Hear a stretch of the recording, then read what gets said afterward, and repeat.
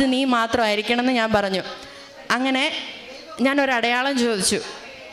ഫെബ്രുവരി 10 Lourdes മാതാവിൻ്റെ പെരുന്നാളിന് മുന്നേ എനിക്കൊരു ഇൻ്റർവ്യൂ കോളെങ്കിലും വന്നിട്ടുണ്ടെങ്കിൽ ഞാൻ എൻ്റെ ജീവിതകാലം മൊത്തം ഞാൻ വെയിറ്റ് ചെയ്യും, എൻ്റെ ഫീൽഡിൽ ജോലി കിട്ടാൻ വേണ്ടി ഞാൻ വെയിറ്റ് ചെയ്യും എന്ന് ഞാൻ മാതാവിനോട് പറഞ്ഞു.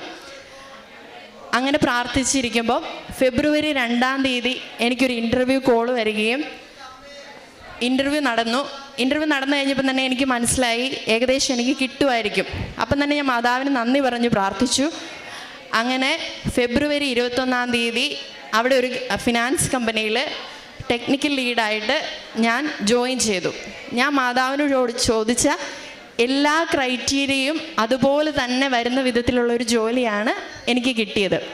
എൻ്റെ സാലറി, എൻ്റെ റോള്, എൻ്റെ എക്സ്പീരിയൻസ് ഇതെല്ലാം കൗണ്ട് ചെയ്യുന്ന രീതിയിലുള്ള ഒരു ജോലിയാണ് എനിക്കവിടെ മാതാവ് ഒരുക്കി തന്നത്.